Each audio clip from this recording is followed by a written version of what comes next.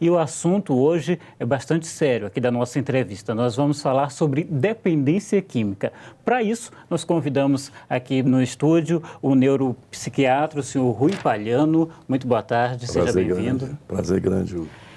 Eu queria começar pedindo um pouco da sua experiência, né? O senhor que trabalha na área há muito tempo, pelo que o senhor percebe, né? Como é que essa droga ela está chegando aos jovens e cada vez mais cedo, né? O senhor tem percebido isso? Ela vem realmente através do amigo, através de algum tipo de influência, curiosidade? O que está levando esses jovens a irem para esse rumo? Muito bem, eu acho que é uma questão importantíssima. E ao longo desses 40 últimos anos que eu me dedico a essa questão das drogas, a gente percebe que a facilidade de acesso, no sentido de você comprar, de você adquirir esse produto, a ineficiência de uma política pública competente, abrangente, que controle justamente, que dê para a população uma segurança com relação ao uso de drogas, e o poder deletério cada vez maior dessas drogas, juntamente com os problemas sociais e psicológicos que a gente passa no atual momento, acaba junto sendo os fatores que predispõem a população a fazerem mais uso de drogas. E um dado dentro da sua pergunta que eu queria aproveitar para fornecer é que no Brasil, em particular, está existindo uma diminuição da faixa de idade com relação ao acesso ao consumo. Isto é, as pessoas cada vez com menos idade, estão usando mais drogas, estão fumando mais maconha, estão usando mais outros tipos de drogas, comparativamente ao que acontecia 15, 20 anos atrás. Então isso realmente é mais um agravante complicadíssimo. Na questão das políticas públicas, Isso. O senhor percebe uma conscientização maior dos dirigentes para que se reverta essa situação ou ainda não? Interessantíssimo o seu comentário, sua pergunta. Na realidade, há com relação à temática, houve eu diria assim, uma abrangência maior. O tema saiu debaixo do tapete e está no público. A gente está discutindo, as escolas, as universidades, a população em geral, os segmentos sociais todos discutem essa problemática. Mas a política pública é que falta de maiores investimentos. Por exemplo, todas as medidas assim mais consistentes com relação a isso, ela provém das medidas de repressão do tráfico. Então, praticamente, os órgãos de repressão ao tráfico de drogas, que são ações importantíssimas, são as mais eficientes. Mas se você coloca isso para a população, para a família, para a escola, para a universidade, para os segmentos sociais, o que fazer quando você tem um filho que se droga, você não sabe. Então, há um despreparo coletivo, no sentido de você não saber como manejar com esse problema, que é uma deficiência no setor público.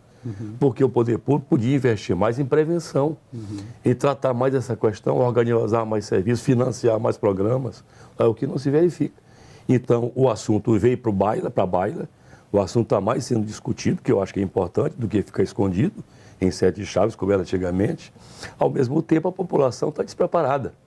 Então, é preciso que haja um preparo, que o governo, que as instituições de poder possam alocar mais recursos, debater isso e organizar programas de prevenção mais consistentes. O senhor falou que a população está despreparada, né? Isso, justamente. Em meio a esse despreparo, vem questões como liberação da maconha. Isso. O que o senhor acha disso? Olha, eu já me manifestei por dezenas e dezenas de vezes, sou absolutamente contra qualquer medida que vise descriminalizar e de liberação dessas drogas. Porque todos os países que liberaram o consumo de drogas ilícitas para o consumo oficial, legal, todos, sem exceção, no mundo, estão com a mão na cabeça. Nós não temos um país que possa servir de modelo e dizer que liberação de droga funcionou de forma contente. Nenhum. Então, nós não podemos seguir maus exemplos. O Brasil tem que seguir bons exemplos. Não é liberando droga para o consumo que você vai resolver um problema desse tipo. Tem uns mais afoitos que dizem, não, porque isso vai contestar o problema do tráfico, vai diminuir o tráfico. Não diminui. Por que se tem, por exemplo, no Brasil, 1 bilhão de cigarros clandestinos vindo do Paraguai? E é uma droga lícita. Por que nós temos um volume assustador de drogas, como o álcool, que são veiculadas de forma clandestina por tráfico de álcool? Então, dizer que você vai segurar o tráfico de droga legalizando, isso é uma falácia, isso nem funciona mais, isso já discutiu isso durante muitos anos. Pena que, lamentavelmente, algumas instituições importantes no Brasil ainda sustentam isso e acho que isso funciona. Há quem diga, não, é uma droga leve, né? A maconha, então, pode ser liberada. Não é bem assim, ou é? Não é bem assim. Eu achei muito importante também seu comentário, porque, na realidade, todas as drogas de abuso, sem exceção, funcionam no nosso sistema nervoso central. Elas alteram a funcionalidade cortical e subcortical do nosso cérebro, que é o órgão responsável pelo comportamento humano, responsável pelo conhecimento, responsável pelas emoções, responsável pelos sentimentos, responsável pelos impulsos, pelo controle, por tudo. Então, se nós temos um conjunto da população que faz uso de droga, fatalmente essas pessoas irão ter uma disfuncionalidade desse sistema.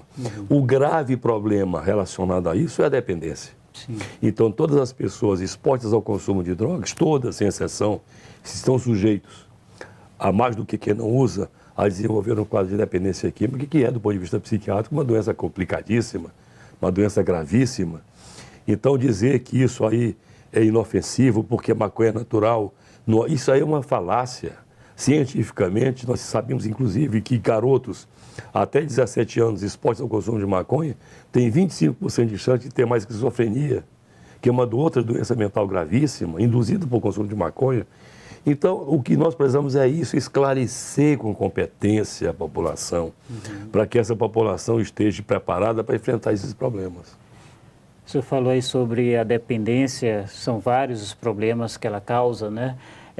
Existe também uma discussão com relação a isso. A dependência, ela tem cura ou não? A dependência química, até o atual conhecimento, é uma condição que tem absoluto controle. Eu posso ser dependente de uma droga, seja qual for, ou de múltiplas drogas, fazer um belo tratamento e eu ficar absolutamente livre disso. Ocorre que dentro do conhecimento que nós temos, uma vez dependente, se você não tiver permanentemente o controle e voltar a utilizar, essa dependência reaparece imediatamente.